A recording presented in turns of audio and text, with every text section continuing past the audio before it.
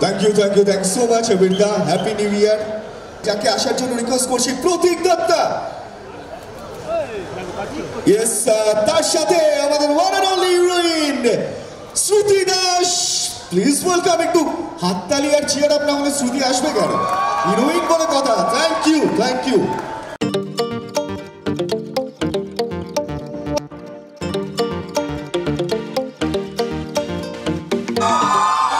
এই আওয়াজে তিনি আসবেন না, তিনি কিছু বলবেন না।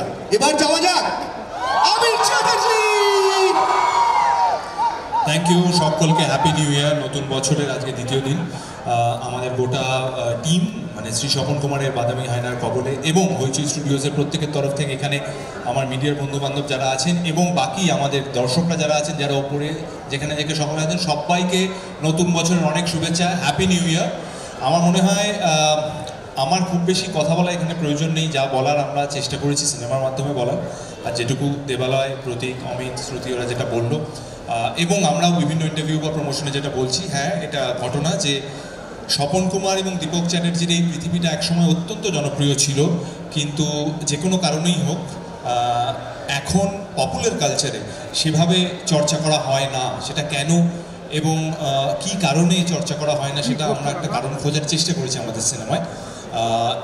এবং এটাও পয়েন্ট যেটা বারবারই আমাকে শুনতে হয়, আবার একটা গোয়েন্দা, এত থ্রিলার। আমিও সেই একই প্রশ্ন আমিও খুঁজছি যে আমরা দর্শক হিসেবে, বিশেষ করে বাংলা ছবির দর্শক হিসেবে আমরা তো থ্রিলার পছন্দ করি, গোয়েন্দা দেখতে পছন্দ করি, সেটা কেন? এবং যদি এতই আমাদের পছন্দ হয় তাহলে দীপক চ্যাটার্জিকে আমরা কেন একটু পিছনের সারিতে বা কেন একটু লুকিয়ে চর্চা করছি, সেই কোয়েশ্চেনগুলো। তবে এই কোয়েশ্চেনগুলো শুনতে যতটা গম্ভীর, সিনেমাটা দেখতে ততটা গম্ভীর নয়।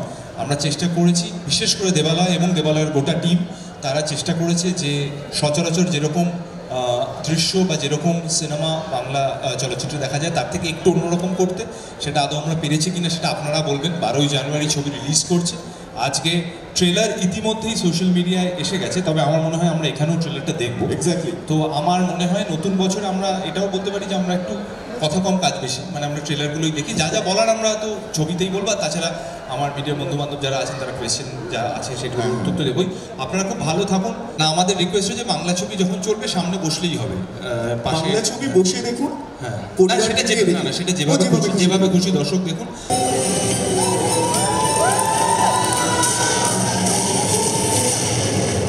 Fiction.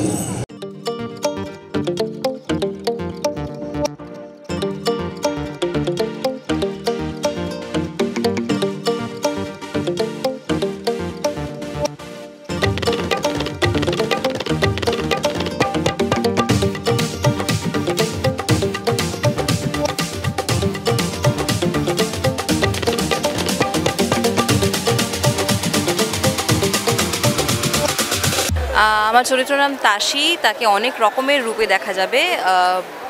আমি খুব একটা বেশি ডিসক্লোজ তো করতে পারবো না। 12 তারিখে ছবি রিলিজ হচ্ছে, হলে গিয়েই জানতে হবে পুরোটা। বাট খুবই অদ্ভুত গল্প, খুবই বিজার একটা চরিত্র। এরকম গল্প, এরকম কাজ আগে বাংলায় আমার মনে হয় না দেখা গেছে। সুতরাং 12 তারিখে জানা যাবে পুরোটা। প্রচণ্ড চ্যালেঞ্জিং এটা তো ফিকশনাল ওয়ার্ল্ড কমপ্লিটলি, তো রিয়ালিটির সঙ্গে এটার যোগাযোগটা খুবই ডিসকানেক্টেড। তো সেই রকম একটা পৃথিবী যেটা দেবালয়দা ক্রিয়েট করার চেষ্টা করেছে সেটাকে বোঝা এবং সেই পৃথিবীর একটা চরিত্র হয়ে ওঠা খুবই ডিফিকাল্ট ছিল, কিন্তু আমি চেষ্টা করেছি পরিচালকের দৃষ্টিটা বোঝার এবং কাজটা করার।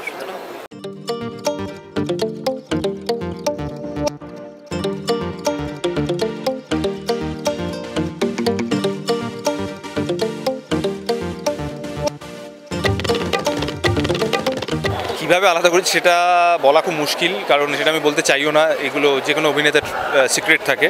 তবে আমি চেষ্টা করেছি দেবালয়ের ভিশনটা ফলো করার। Thanks to Debaloy and thanks to Hoichoi studios যে তারা স্বপন কুমার ও দীপক চ্যাটার্জিকে বড় পর্দায় নিয়ে আসছে। এবং আমরা চেষ্টা করেছি, গোটা team, Debaloy and the team, তারা চেষ্টা করেছে এই এক্সপেরিমেন্টটা যাতে দুটো সমস্ত রকম জেনারেশনকেই সার্ভ করে। যারা বড় তারা দীপক চ্যাটার্জি পড়েছেন, স্বপন কুমারের ফ্যান তারা, যারা ছোট তারা এক্সপেরিমেন্টাল এই সমস্ত জিনিস বড় পর্দায় দেখতে পছন্দ করে। তো আমাদের সকলের নেমন্ত্রণ রইল যে 12ই জানুয়ারি থেকে বড় পর্দায় আসুন।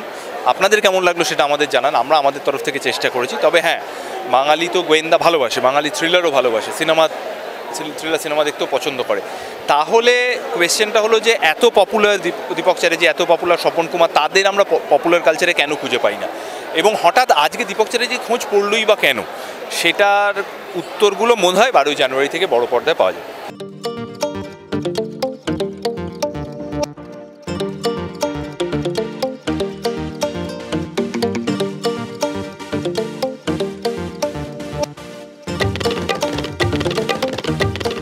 আসলে স্বপন কুমার কোনো গল্প হিসেবে বেঁচে নেই মানুষের মনে। স্বপন কুমার একটা স্মৃতি, মেমোরি, এবং অ্যাকচুয়ালি স্বপন কুমার এবং দীপক চ্যাটার্জি যেটা মিথ, সেই মিথটাকে ধরেই আমি আবার নতুন করে গল্প ফেলেছি স্বপন কুমারের জগৎটা নিয়ে, এবং দীপক চ্যাটার্জি, রতনলাল, বৃষ্টি পড়া, খুন, মারা, সেই পাল্প ওয়ার্ল্ডটাকে নিয়ে। তো স্বপন কুমার আমাদের প্রথম পাল্প ডিটেকটিভ, সেই পাল্পটাকে ফিরিয়ে আনার চেষ্টা করেছি। আসলে আমরা গোয়েন্দা বলতে যে গোয়েন্দা গল্পের ধারায় পরিপুষ্ট হয়েছি, বা আমাদের সংস্কৃতিতে যে গোয়েন্দা চর্চা হয়েছে, তারা সবাই মগজাস্ত্রে বিশ্বাসী। কিন্তু দীপক চ্যাটার্জি আসলে মগজাস্ত্রের লোক নয়। দীপক চ্যাটার্জি তার থেকে অনেক বেশি কিছু।